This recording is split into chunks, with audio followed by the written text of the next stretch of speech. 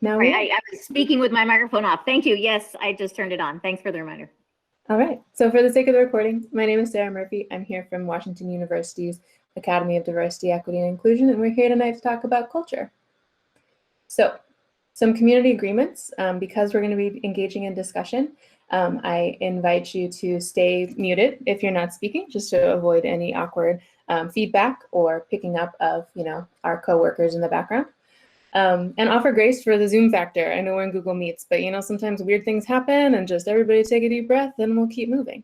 For digital snafus, please wait your turn to speak when we are speaking together. Make space and take space. By this, I mean we invite people who might not be quick to speak in discussion to really lean in and take space if you're somebody who talks a lot, is always first to jump in. Maybe pause and let the people who take less space naturally take some space. Learned here, leaves here, said here, stays here. I'm going to ask you to share some stories from your life. And so this one is an agreement that's asking you kind of confidentiality, but to think about that when we walk away from this session, if you want to share what you've learned, themes and wisdoms from what you've heard other people share, that's great. But please refrain from sharing details of other people's stories, other people's experiences, things like that. And use I statements. Speak from personal experience. I'm going to do some we talking because we're talking about culture and society, but try to speak from your own experience and ground it in what you've seen and what you've heard, rather than talking for anyone else or in big, broad conceptual statements. And I ask you to listen to understand. We're here, I think if you're joining us at 7 o'clock on a Thursday evening, I think we're probably all opting in here to understand things, but just a good reminder to take a deep breath sometimes if you need to, and think, well, how can I be curious about this thing this person's saying, even if it is something you might not agree with? So can we all agree to do that? Give me a thumbs up or some kind of symbol. Excellent. Great. All right. So I'm curious about who are you? So in the chat, could you share your name, your pronouns, your role at Jefferson or elsewhere, and other identities that you have in the world? I'll model. Who am I? My name is Sarah Murphy, like I said before. I use she, her pronouns, and a few of my roles in the world as a community lead, director of community at the Academy of Diversity, Equity, and Inclusion at WashU, where I support councils and committees and task forces in campus-wide efforts about shifting culture, creating positive culture, and fostering initiatives that advance diversity, equity, and inclusion from a systems change perspective. I'm also the Racial Equity Support Catalyst at Forward Through Ferguson. If you don't know, Forward Through Ferguson is a nonprofit organization in St. Louis that was created to advance regional change towards racial equity after the 2014 Ferguson uprisings.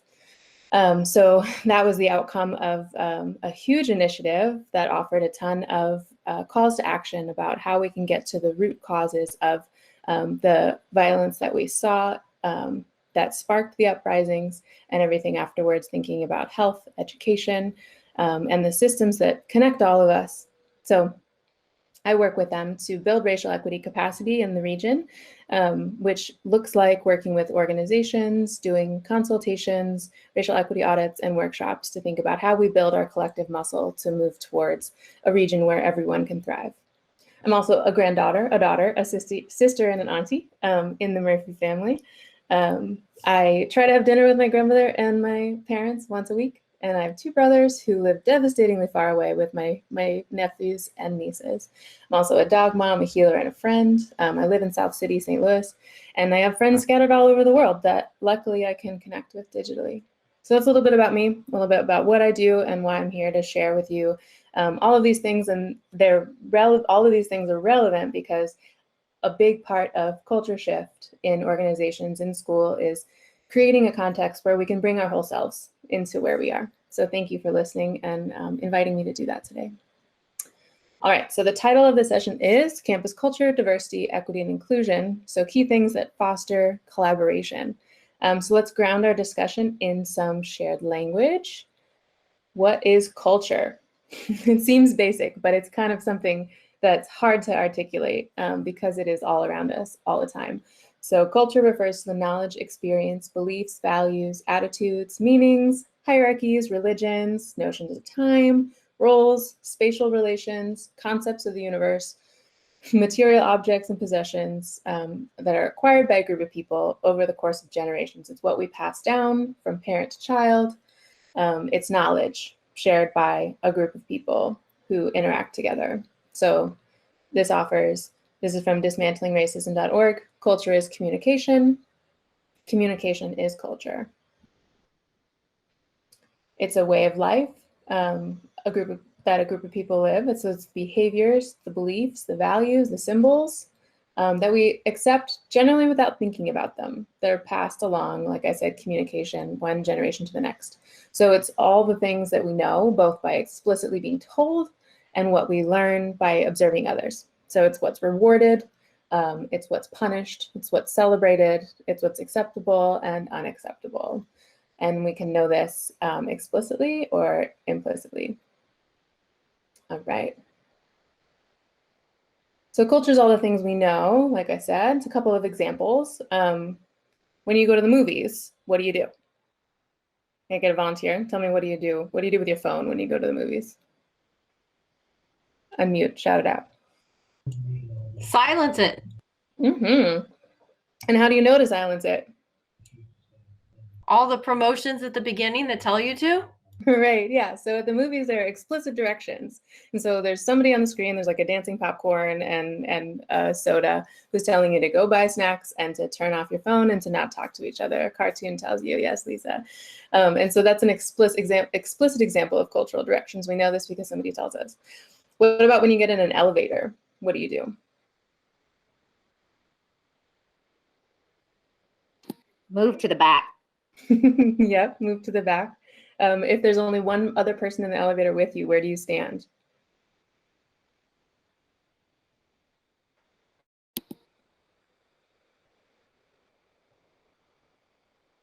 I guess give them the chance to get to the button or push the button for them. Usually I just push it for them, but yeah. Well, so think about it. If you were to stand really close next to them, somebody would probably think you're crazy, right? And you turn around and you look at the door. So imagine if you were to walk into an elevator and stand facing the wall directly next to somebody. People would think you were nuts. But nobody tells you explicitly that that's what you do. It's an unspoken agreement of what you do. And it's contextually specific. Our ideas of personal space and what it is that we do might be different here than, say, it is somewhere in Europe or elsewhere. So this is a classic cartoon from David Foster Wallace's essay. This is Water. And I love this cartoon. So an older fish approaches two younger fish. On a glorious day, he says, "Good morning, boys. How's the water?" And the two younger fish look at each other and say, "What the hell is water?" So the punchline is a fish doesn't know it's in water, it just swims and it responds to the temperature of the tide and other fish that are in the water. But I love this because there is a fish who is aware of it, right? So the older fish knows that he's in water, the younger fish don't. So he's been around the bowl enough times to know that not only that there is water, but that it's important that he pass on that understanding to the other fish, right? So I'm here today to articulate some of the elements of common or of dominant culture, of things that, like the fish, the longer you swim in a culture, the more invisible it becomes. I'm here to articulate some of the aspects of the water that we're swimming in that have become so normal that you might not even see them anymore. All right, so what does culture have to do with DEI? Diversity, equity, and inclusion. And why is this part of a diversity series talk? Why do I fit into that, besides the fact that I work at an academy for diversity, equity, and inclusion? I'll back up and I'll define some terms. So when I use the word diversity, I mean the presence of people with many perspectives, backgrounds, beliefs, identities, and life experiences all in one place. It's the who's here on campus or in a workplace. And it's typically employed when we talk about race. This word is typically used about race and about gender, but I want to note that all communities are diverse. So it could be all white people, but we have different life experiences, we have different interests, we have different religions or denominations within one overarching religion. languages, ancestral heritage, learning styles and abilities, physical abilities, shapes, sizes, on and on and on. So diversity can be present even when we don't think about it as such. Equity is a future reality in which we can access resources, where access to resources and outcomes in a place cannot be predicted by any identity category that I just shared. So it's the goals of DEI work. It's a world where we don't need diversity initiatives, where everyone can focus on cultivating their own creative brilliance because there aren't barriers to access for anyone. And there's inclusion. So I think of inclusion as the process of making sure that all members of a community are able to meet their basic needs for successful collaboration. So basic needs like having the information or supplies, the support and the trust among colleagues and classmates. So to live into DEI, we must think about culture because all these things are about how we treat each other. So simply put, culture is how we treat each other. And so right now, some of these things require policy to be in place, thinking about affirmative action, thinking about other ways that we think about governing our behavior, things that support inclusion and work towards equity. But without mutual agreement to align our culture to these things, policy is just paper. It's really what we need. Culture is how we agree to treat each other. It's what we need to be able to do to implement any of the policies that are in place. So a couple of slides back, it defined culture as the behaviors and values and beliefs that people agree to share. And culture is a series of agreements, like I said, for how we treat each other. So those agreements are both spoken and unspoken, and they're based on the beliefs and the logic that we accept as a given. So if we say we value diversity and inclusion, if we say we want to work towards equity, but our behaviors and the logic that we use to make decisions together don't support all members of our community in working together, then we have some work to do. And that's where culture change comes into play. So at Washington University, we use this model to think about all the layers that make up a campus culture. All the stages it takes to change a culture to be healthier, because we can always be healthier. So from top to bottom, this model shows how a culture is an overarching force that unifies and defines any community. So in our case, a college or university. So it's shaped by its institutional aspects, and the institution layer is talking about the official policies and the requirements for behavior, physical and system boundaries of schools and departments, of classes, thinking about tuition and salaries and the campus grounds itself, alumni networks, and so on. Those are all institutions, institutional aspects. And then the bottom layer is recognizing that both institution and culture is made up of individuals, like all of you, and individual people collectively decide that the institution is valuable and that the institution is something to uphold, and that the culture of the institution is something that they create and recreate daily together with all of their actions. And so then from left to right, this model offers the phases of culture change. And so individuals must first be aware of a culture to then understand it, and must understand it before they can transform it. So once an aspect is transformed, it must be institutionalized and baked into the culture for it to be sustained over time. So each of these squares represents how an individual can be on one space, and their institution could be on another, and the culture again at another. And so we move through these different phases and stages, and you could be in one space about one thing. It's built linearly, but it really could be a spiral, because you could think you really deeply understand something happens, and you realize that you're not aware of a whole layer of something else that was happening, and you jump back and you think about, how can I broaden my awareness and deepen my understanding? It's also important to note that a small group of individuals can be working on transforming something, but that if a critical mass of an institution hasn't yet become even aware that that thing that they're working on transforming exists, then the institution and overall culture will lag behind, and need to spark wider awareness to get there so that everyone can move together. So today we're going to focus on this awareness column about some behaviors and some logic that may have become invisible parts of your culture and your office classrooms. And the last bit of theory is that we also recognize that there are key component parts of change, which are all related and interdependent. That's why it looks like a little web. Each one of these circles from left to right is that a shared vision is necessary to move a people together on an objective or a goal. You need transparency and communication. You need to build trust based on shared community agreements about your behavior and seeing that behavior repeated over and over again. You build trust. You need a community of practice to try things out and to learn together. There needs to be accountability when we fail. And you need to be able to be lovingly called back in, welcomed back into a culture of trying new things. And all of that is supported by ongoing reflection.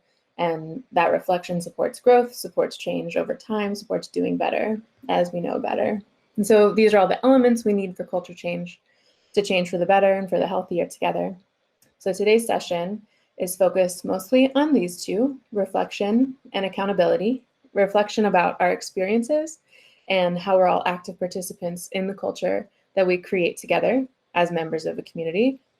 And we'll finish with some visioning of the culture we want to create and articulating what we're moving towards, how we want to live.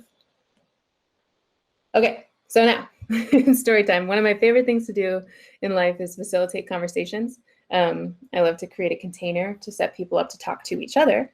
So we'll do some shared visioning together of what we want to create. I love hearing people express a clear vision of the future that we're working towards together, and we'll get to that. But first, we're going to anchor in some reflection and spend some time articulating the things that we don't want. So we'll do some breakouts and we'll talk to each other. But first, close your eyes if you're comfortable, or just think to yourself. Take a deep breath. And think about the worst team dynamic you've ever been a part of. Breathe through it. It might raise your blood pressure, but please, it's just an activity. So think about the worst team dynamic you've ever been a part of. What were the dynamics that were there? How did people treat each other? How did you feel at the end of each day? So take a couple minutes and think about that and jot down some notes. Type in an email to nobody. Text your best friend. I know some of you in the audience, you can text me. Just take a moment, think about this.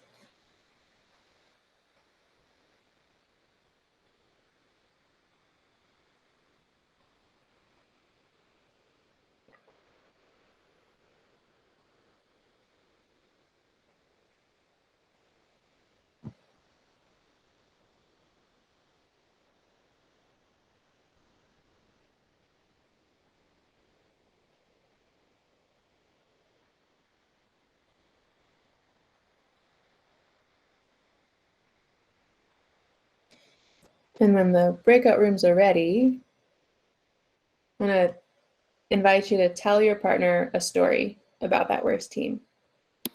Welcome back. Give another second for the rooms to close.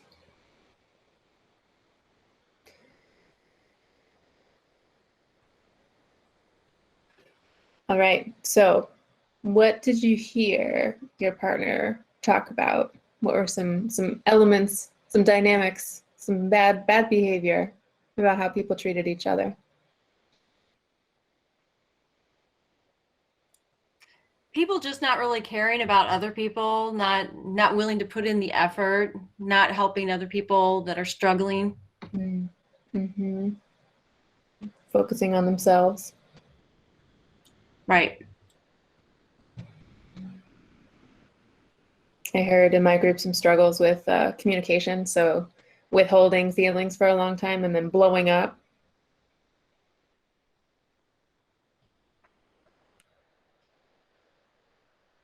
Other themes?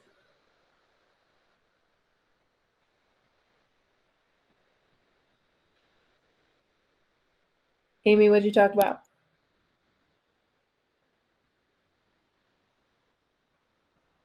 You're still muted. Turn your little microphone icon. It's the lack of respect, the lack of wanting to hear, to listen gives the person the feeling that you're invisible, and why should you try? And the two of us were in completely different settings where this happened, but the feelings and the opportunity for feeling dismissed were exactly the same. Oof. Yeah, so there's some big truth there if you're talking about the same experience in totally different contexts. Yes. Not being respected. Not being respected. Thank you. Anyone else want to share before we shift into talking about these big themes? There was a question, and this may lead to something you want to talk about later. Are you able to see the Q&A, Sarah? Oh, if I click over, yeah, I had the chat open. Michael submitted a question. I don't know if you want to address it now or talk about it later. Interesting. I see it, and let's see. Let's keep the Q&A till the end so we can get through the visioning. I want to make sure we get to the visioning for what we do want, and then we can dig into some of those contradictions, because certainly there are rich contradictions with this work, and that's part of it. So the next section I want to overview articulate some common elements, and by common, I mean pervasive, like what Amy shared, the things that people experience across different contexts. And in some of your stories, I heard some aspects of the water we're all swimming in, things that become normal, that you might not even see them anymore. And I can hear that you know that they don't feel good. Feeling dismissed doesn't feel good. Feeling disrespected feels terrible. Feeling caught off guard by people thinking you think everything is great and it's actually not. All these things feel horrible. And so we label these toxic elements of culture. It's not that the culture is completely toxic, it's that there are aspects of it that aren't working for folks. And so I'm offering 6 tonight because we only have 90 minutes. There are many other ones. And these are originally articulated by author and educator Tima Okun, and developed over time by an organization called the Center for Community Organizations. So they are a sense of urgency, fear of open conflict, perfectionism, defensiveness, individualism, and either-or thinking. So let's dig into the details about what each one of these sound and look like and the outcomes that they produce. So first, the sense of urgency. We define sense of urgency as people agreeing explicitly or implicitly that there's never enough time, and that in order to succeed, things must be happening quickly. They must be happening now. So this sounds like people saying, "How are you?" And you just say, "Oh, I'm so busy," and it being kind of a competition of who can be busier, as an accolade, or do whatever it takes to get it done, or make an executive decision. Just, you don't need to ask anybody, just go. And I don't care, just turn it in by the deadline. So these might be phrases that are common and that you probably have heard your colleagues say before. This looks like valuing short-term goals over long-term planning. It looks like decision-making processes that favor getting things done quickly over taking the time to collaborate. It looks like little time devoted to considering unintended consequences, promising too much for too little money or in too short of a time span. It looks like never being able to take your paid time off. You have all of it accumulated, but you never use it, or working during holidays. It looks like skipping meals, skipping sleep, losing sleep, not exercising so that you can get the work done. And these sense of urgency, it can result in sacrificing relationships for quick or highly visible results, focusing on reputation over relationship, working in silos and wasting energy because you realize you've duplicated work. It can look like exclusive circles of power and a sense of exclusion and not knowing why people are in an inner circle, or why they're able to make decisions when perhaps you can't. It looks like snowball management, which is reacting to consequences instead of planning for them. So, everybody's had that boss where it's just like, oh, everything is always a reaction rather than a response or planning ahead. And poor health outcomes, exhaustion, depression, anxiety, obesity, heart disease. These are all things related to overworking and high blood pressure, high stress, working too much because things have to be done quickly. Fear of open conflict we define as ignoring, avoiding, or running from any form of disagreement or issue because the discomfort of facing it is considered unbearable. So this sounds like someone has to tell him that he has a bad attitude and his behavior is affecting the rest of the team, but I am dreading it. I think about it all day. I haven't been able to get anything done. Or I know they're going to say no, that there's no budget for it. So I'll just give up. I don't know why I try to move things forward. So this is avoidance, right? It's like fear of conflict, fear of disagreement. So you don't bring things forward. It looks like an emphasis on being polite and equating raising difficult issues with being rude or being out of line. It looks like complaining or ruminating on something that already happened, or anticipating something that might happen, but it hasn't happened yet. And that can turn into gossiping or talking about people rather than talking directly to them. And it looks like assuming how people will respond before they have the chance to respond and avoiding bringing something up. I'm seeing a question. I can respond to that. Explain the exclusive circles of power as an outcome. Yeah, so thinking about on a team when there's an unofficial circle of people who are close to a leader, but it isn't part of the organizational structure. So there's like a clique because whoever is close to the leader is socially there, but it isn't part of the organizational structure and there's no accountability for it. Thanks for that question, Constance. And fear of open conflict can result in inauthentic and unconstructive relationships. Can result in prolonged tension and resentment among colleagues. It can result in social manipulation, exclusion, student dropout, or high staff turnover. And you lose project benefit because the team goes with the ideas that might be the loudest, but not necessarily the best because not all voices are brought into the space and into a creative space together. So next one's perfectionism. I heard this one in a story in my breakout group. It's the refusal to accept any standard short of perfection. It's the belief that perfection is attainable and it should be the standard at all costs. So it sounds like I just have to push myself a little harder. I just have to finish the thing. It sounds like if I can't do it my way, I don't want to do it at all. It sounds like, did you see how I stumbled over those figures or how I messed up that presentation? Like, ugh, I'm such an idiot. So it's being really hard on ourselves. And so it looks like a focus or a tendency to identify what's wrong and point out inadequacy rather than things that are working. Excuse me. It looks like mistakes being seen as personal. And so the mistakes reflect badly on the person making them, rather than considering all of the factors at play. So instead of thinking about the whole ecosystem, you think about people being the sole person responsible for anything that goes wrong. It looks like there's not much time or energy or money dedicated to reflecting on mistakes and learning from them. It looks like confusing making a mistake with being a mistake. So internalizing mistakes as character flaws. So it's this logical fallacy of if I make a mistake, I am a mistake. If I'm doing wrong, then I am wrong, then I'm being wrong. And it doesn't leave room for people to fail or to learn from failure. So this can result in little ability to identify, name, and appreciate what is right. It can result in fear of conflict. So you can see how these things feed into each other.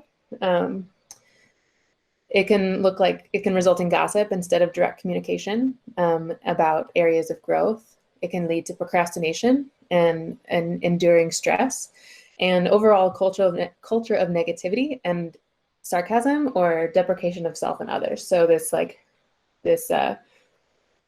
sense of humor that is at other people's expense, and that becomes the culture, which actually tears people down rather than building people up. So moving into number 4, defensiveness. So defensiveness is reactive behavior when a person receives critical feedback or becomes uncomfortable with a topic of conversation. And it is focusing on the intrinsic value of the person instead of the topic at hand that's been raised. So this sounds like, I spent so much time on that. I can't believe you'd say that. It sounds like, I'm a good person. I don't know why you would think I'm the type of person who would do such a thing. And the most common, that's ridiculous. I'm not a racist. And it happens all the time when people want to talk about an issue at hand, and it becomes about the person rather than about the issue that's presented in front of them. So it looks like a lot of energy spent on working around people's feelings, a sense of walking on eggshells. It looks like focusing on charges of harm, like in the vein of sexism, racism, homophobia, or even just being rude without a sense attached to identity, focusing on the charges rather than the harm itself, and energy spent preventing abuse, but not supporting everyone's best self. So this looks like, somebody raises an issue that causes discomfort, and the response is to blame the person who brought it up rather than to think about the harm that's being caused or the problem at hand. The thing that's actually causing the problem. It's the person who's speaking about the problem that becomes the problem. So this can result in a hesitance to raise new ideas or suggest different ways of working. It can look like low trust, not much openness amongst colleagues, little creativity, lack of innovation, because in order to innovate, you need to be able to try things out. You need to be able to throw things on the wall and see what sticks. And it can look like unaddressed harm or abuse for long periods of time.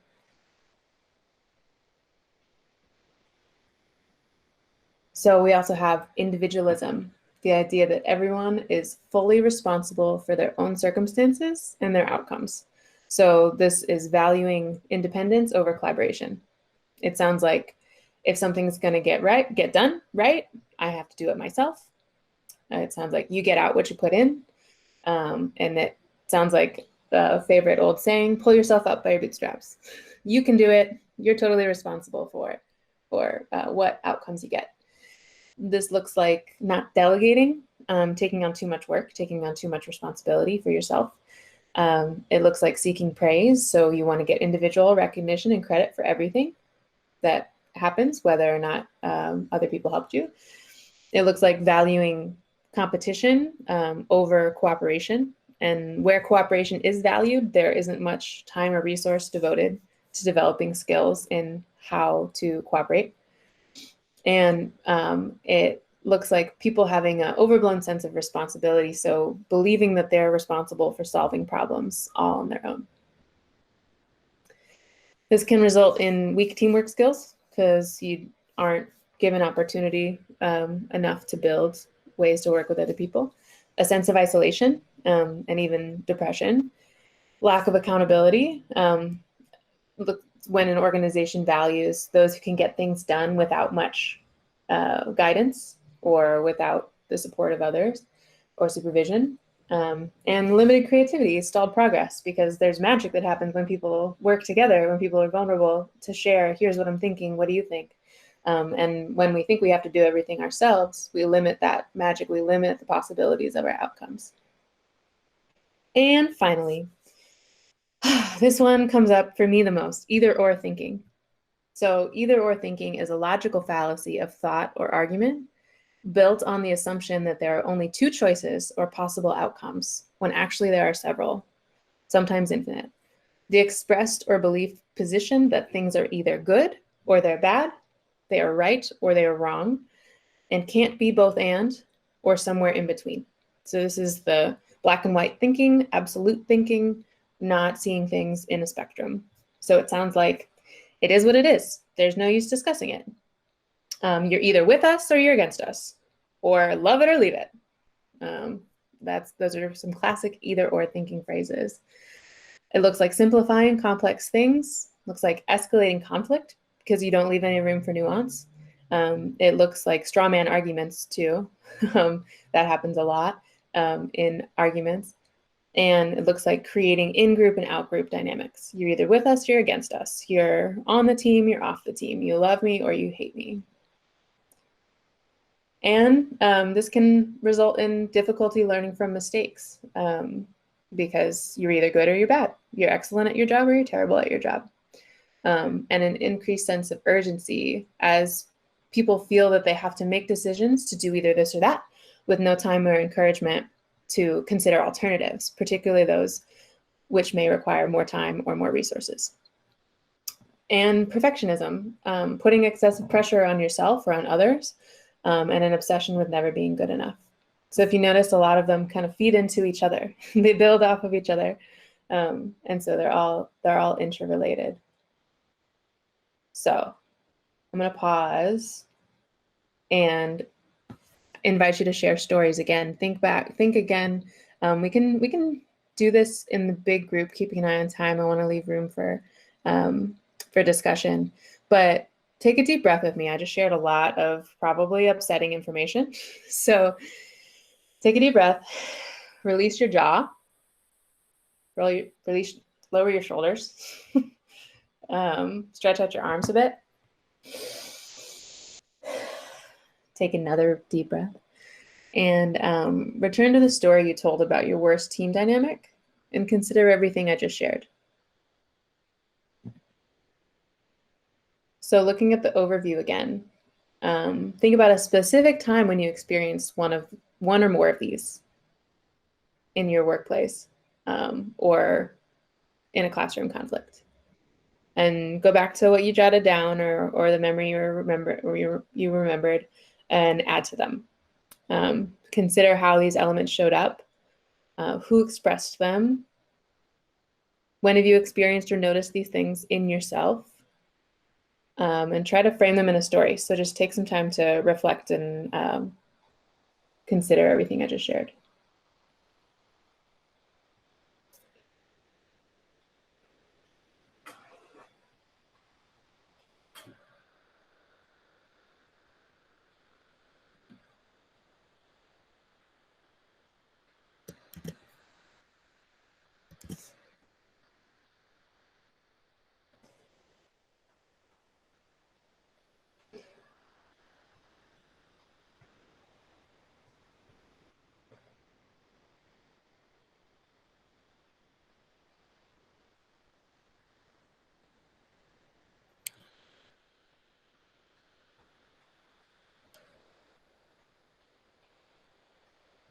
Okay, and I'm looking at time and we actually do have time. So Elka, if you will, send us into maybe groups of 2 or groups of 3 and retell the story of that worst team dynamic, but name the elements that were at play. So try to flex this new vocabulary. I know it was a lot kind of quickly, but think about what happened and who brought them into the space. Well, welcome back. Thank you again for spending your evening with us.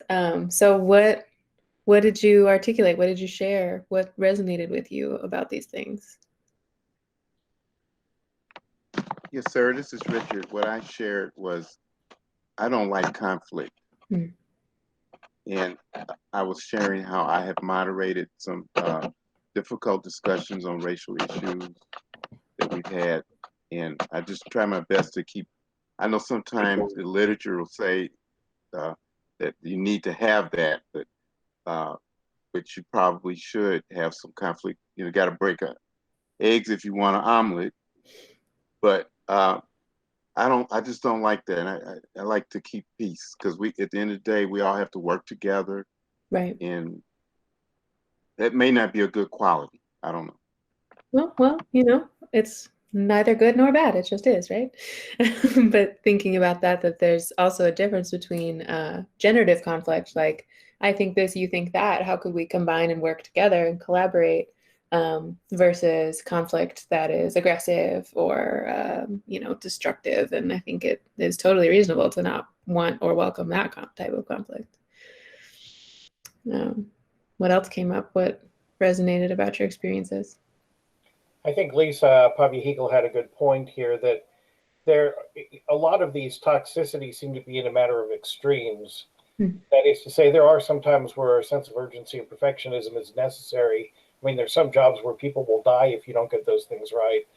But when you start to run them too far, when sense of urgency just pervades every single function that you're trying to do, or perfectionism is just the only thing that operates, that maybe it's the extremes rather than these as such, but rather these as extremes. So I'm not sure if that's a modification that you would agree with or not, but I thought that was a worthwhile point. Yeah, absolutely. And that it fits into thinking about things with nuance and on spectrums. So, you know, it's just like your diet in moderation, right? Like there's no bad food, but there's things that if you eat them all the time, they're going to make you sick. So yeah, I definitely resonate with what you're saying. And to Lisa's point, in the chat, knowing your preferences allows you to enlist other people to help you balance your weaknesses. Yes, absolutely. So articulating that you're not somebody who, you know, actively leans into conflict might lead you to seek out a friend who does it really masterfully, or colleagues who know how to do that. need someone to tell me to relax sometimes. Yes, it's good to have those friends in our lives for sure. What else came up in your conversations?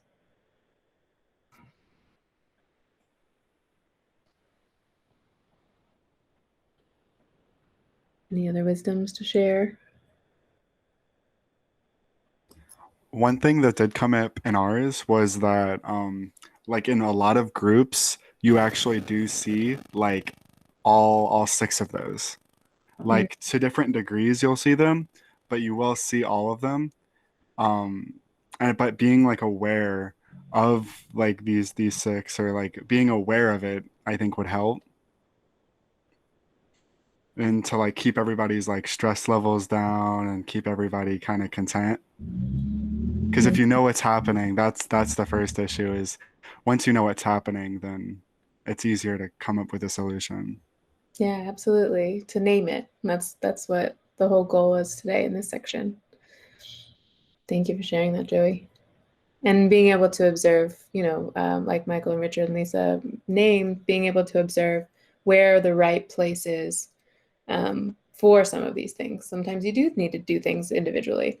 You know, in my breakout group, we shared sometimes it's appropriate to defend yourself. Sometimes people are out of pocket and you need to set boundaries and say, that's not okay. You can't treat me that way, right? And so all of these things become toxic when they are central, when they're ways of doing work, when they are the fallback behaviors that become so commonplace that they become normal rather than just an element of our humanity. All right.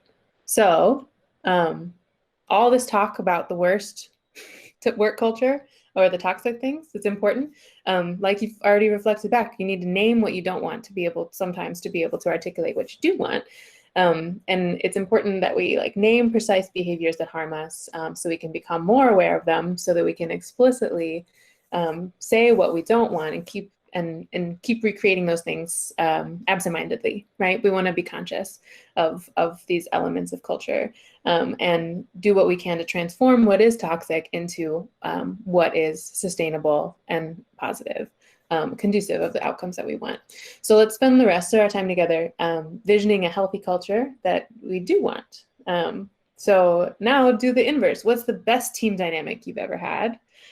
How did it feel and look and sound to be in it? What were the results of your work together? And what came out of it? So we'll do one more breakout session. If you will, do some more discussion together. I'm just noticing in the chat. I love watching your discussions.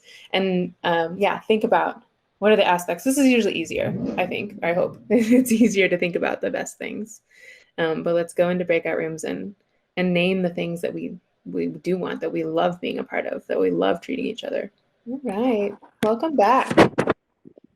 So I'm going to venture to guess that conversation felt a little bit better than the other conversations. What did you share about your best teams and how they felt?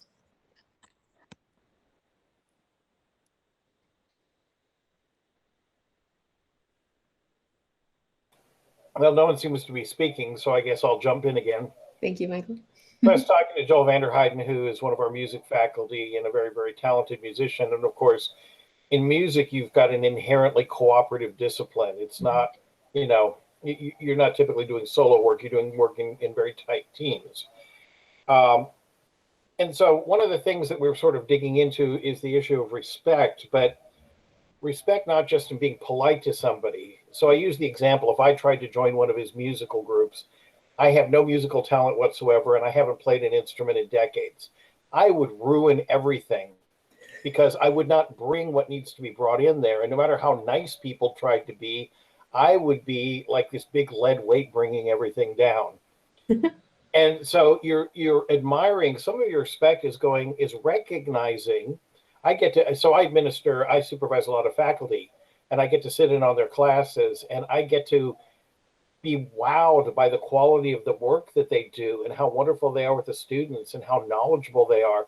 So I'm not just being polite and saying, oh, Lisa and Rebecca and Elka and Joel, yeah, they're nice guys. And it's like, no, take their classes. They know their stuff inside and out. They are very dedicated. They really care about you. You're going to have a great experience if you do your part in this. And so the respect isn't nice. The respect is knowing the quality of the people who are there. And everyone having the self-awareness to know what your lane is. So Michael, I'm sure you are an excellent audience member in the performances. Similarly, what did you say? I do go to many. Yeah.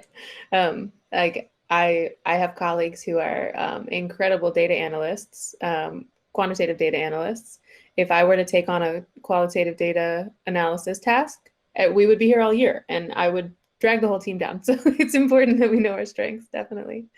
And also I'm hearing that there's space for people to have found their lanes and then to grow in the lane, like grow in the role that they're dedicated to and talented in. And that's so important that there's space and resources for everybody to do that.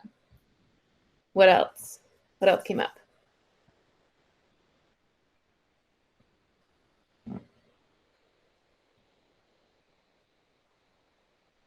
I see in the chat, we noted all members of the group had equal opportunity to be heard and valued. Yes. So there being that space for everyone to speak and for there to be room. Love to hear that. Amy, I saw you unmute. Well, that's what we talked along those lines. The being part of a group where there's a common goal and each person coming in with the expectation that they will be a valued, heard, respected member of the team to get to the goal that you have. So it was interesting. We had you could tell there were three very different scenarios or locations, but the feelings of why it was healthy were the same. So that was interesting. Yeah, again, back to that, those truths of we all know what it feels like when it's healthy. You know how good it is, what a relief it is, what spaciousness there is. Does one more person want to share? Well, I can share kind of just one general idea of what we were talking about. Yeah. Sarah and I were actually talking during that. But I think one of the things that helps a great team is when you have all the team members that really have the desire to collaborate. The desire to collaborate, to really want to work together, to want to connect also, on a personal level in some way, especially when you're working in a division where you all have something in common. But if you have a team that really wants to do things together, collaborate on projects together, whatever that may be, I think that really makes the best kind of team. Yeah, thank you. Common goals, right? Like Michael says, common goals and a shared desire. And so I want to uplift that and also name that sometimes people don't want to because of accumulated barrier over time. They just are tired of wanting to and not having the resources or the openness to get there. And so want to hold up that both and, right? That there both needs to be desire and recognition that the desire may be there, but it might be hidden under layers of protection from past harm. So I'm keeping an eye on the time, and I want to offer some antidotes to toxic elements, some really positive practices, many of which you've already named. But I'd be remiss not to follow up on all the toxic ones one by one and share just really simply some antidotes and positive practices. And practices, I use the word practice very intentionally because they're things we do have to think about and practice over and over again sometimes to get out of these negative loops. But I want to just affirm that from what you've shared, you will already know this, right? You know these things. And so it's just thinking about when you name and when you can name and see the things in while they're happening, the toxic things when they're happening, then it's easier to recall, oh, this is something that isn't healthy. I have a choice. I don't have to do this. I can do something else that I know to be more healthy. So for sense of urgency, slow down. It seems like a no-brainer, but learn to make practical work plans to think about setting people up for success and realizing that quality really does take time. I mean, we have so many musicians in the room, you know that it takes practice, it takes time to make something really beautiful, and that time to do it right will save you time in the long run. So it seems like it's taking more time, but it really will pay off in the end. And then focusing on the process, rewarding people for being deliberate and thoughtful, and rewarding them in that way supports the slowdown incentives. For fear of open conflict, name it. Recognize fear for what it is. It's a feeling, and name attitudes of politeness over honesty. So when you see it, making space for all to be heard, and it can be as simple as like, I'm feeling tension. Can we talk about that? or I'm feeling tension. Is there actually something that we need to talk about, or is this in my head? And then just opening up the space. And practice. This one takes time. Not only to establish trust, but a sense of safety, knowing that it's okay to disagree. And not only that it's okay to disagree, but that disagreement can generate some of the best ideas if that disagreement is intentional. For perfectionism, this one's tough because so much of it is internalized pressure, but really thinking about intentionally separating a person from their mistakes is huge. So it's behavior. Anyone who's been parents or been around toddlers has probably practiced this, that I see what you're doing and I don't like what you're doing, but I love you, So in a work setting, it's, hey, I appreciate the effort here. I see that you put a lot into it. So let's talk about some specific things that maybe we can improve next time. And when things go wrong, because they always do, don't search for someone to blame, but rather step back and think about all the factors involved. So even for things like it seeming like somebody doesn't want to collaborate, think about all of the history that might be there. Think about all the barriers to access, barriers to entry that might have been in the past that might have had nothing to do with you. Let's think about all the factors, and normalize that ideas. Or normalize the idea that mistakes can lead to better ideas. They can lead to better outcomes. You can realize that like that rejection was protection. We messed up here so that we can make something else. I didn't think about this while I was preparing, but my dad's whole career was based off of a scientific mistake. Somebody put a thing in backwards, and then that led to the thing that he patented and turned his whole career. Anyway, so for defensiveness. Recognize the link between defensiveness and fear. Again, fear of losing power, fear of losing face or of failing, and approach it with compassion. Compassionate and direct feedback can go a long way. So developing a culture of caring and directness, building a foundation of, I care about you, and because I care about you in this relationship, let's work on it. Let's work through this problem. And discussing the ways defensiveness and resistance to new ideas can get in the way of your shared mission really doesn't support the work. For individualism, or the idea that I'm the only one that can do this. Think about, building team meetings or classes as opportunities to collaborate in addition to the expectation that people are going to carry their own weight. So you're there to bring something to the table, you all are, and reward people for their ability to work in teams. So symbolic awards or literal bonuses, if you have the power to do that, for being a team player, can go a really long way. And embedding teamwork and collaboration as key values in organizational and class documents, put it in your syllabus, set it at the beginning, tell people that you value it. And lastly, for either or thinking, I already did this, but replace it with both and thinking. So we recognize complexity. When people are using either or thinking, we can really just say like, it seems like a both and thing to me.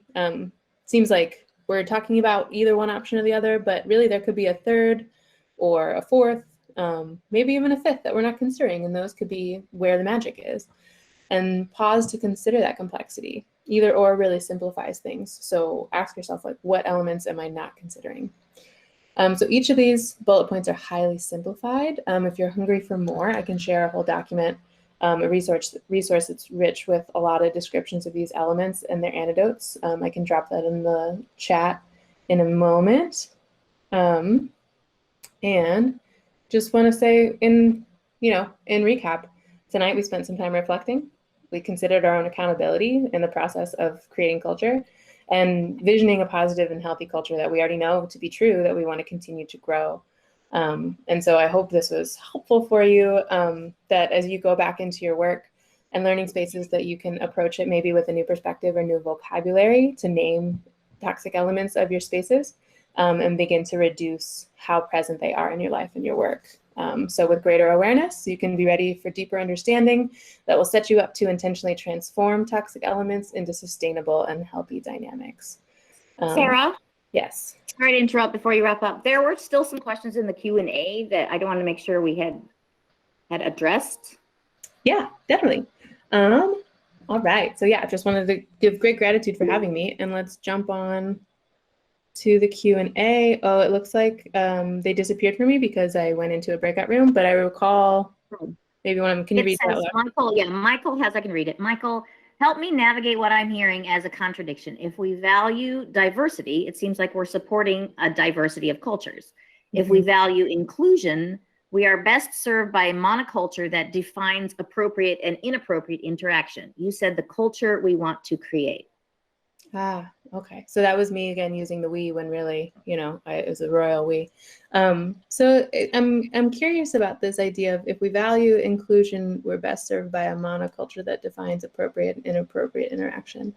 Yeah, I think that this is something, it's dangerous territory to strictly define how people should behave, because that doesn't leave room for us to flourish into our individual brilliance and strengths. But I think that there are some things that are universally true, respect, and the boundaries of respect being that we can agree to disagree unless you're disagreeing about my right to exist.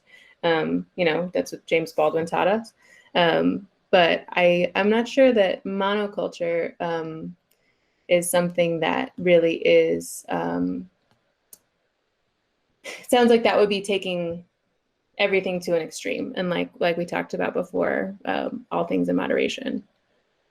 I wonder if if I could chime in, what I meant by monoculture is that you have described many norms of appropriate and inappropriate behavior as this whole hour and a half has gone on. And that sounds to me like you're trying to replace what you see. I mean, again, when you criticize the toxic elements, you're wanting to replace a common culture that you don't believe is productive with a culture that you believe is productive, and that there would be norms. I mean, you can come up with all kinds of examples, but for instance, we all, knew that 7 o'clock meant start at 7 o'clock, and the meeting started at 7. It wasn't, 7:45 or whenever we felt like showing up. And I've been in a lot of different cultures, and there's a lot of norms that I take as a sort of 21st century American to be standard, but they're not norms around the world, and they're not norms across history. So I think you're suggesting a cultural model here that treats people in a particular kind of way, encourages and discourages certain kinds of conversations. But that, to me, then is not asking for diversity. It's asking for a particular type of culture.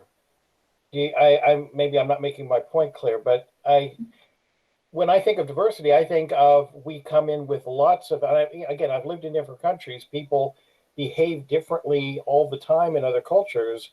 And when you're there, you just kind of learn what the local rules are, because people don't act like you're used to them acting.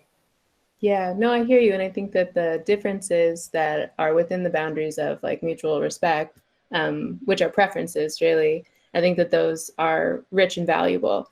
And so the things that I'm offering are that are toxic are things that actually research has shown are that prevent people from being able to actually bring their full selves to spaces, bring elements of culture that is valuable and enriching into spaces. And yeah, I think I do stand behind offering a model for culture where people feel like they are empowered and empower each other to bring their experiences. And again, I think that the limits of diversity are where the diversity of thought edges into the category where other people are not welcome to exist in their full reality.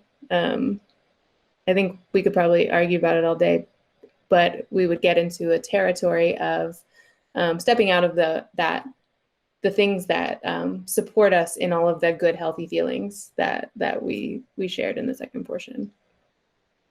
Can I ask a question, Sarah, when you list the toxicities and the positive attributes, right? Or the options to those toxicities, right? Like, I feel like a lot of that conversation, the importance of those ideas is that you can self-reflect on each of those, but also the realization that any group or committee or whatever you may belong to, that each of those toxicities from any other member in the organization also will then affect you. And that each and any of those may prevent you from being able to collaborate, or may prevent someone else from being able to collaborate and bring that diversity and bring those ideas to the table. That I guess just applying those to yourself, but also realizing, like kind of what Joey said, of seeing, recognizing those when they appear, not just in ourselves, but in others. Not that you can fix others, but realizing that that may be an obstruction. Yeah, that makes a lot of sense. I think just to synthesize what I heard you say is that if there's standards of my own behavior, I need to be able to live into them before I ask you to live into them as well. And I think that when we're talking about how we treat each other and how we negotiate resources and time boundaries and physical boundaries and all of those things do need to be conversations. And where we get into trouble is when things are dictated to each other. So to your point, Michael, what Elka just shared really speaks to it, and that all of what I shared was with the intention, this may not have been the impact, but with the intention that these things open up space for more people rather than closing. And that's something that I would definitely stand behind. Other questions? Thanks everyone for sticking on after the time boundary.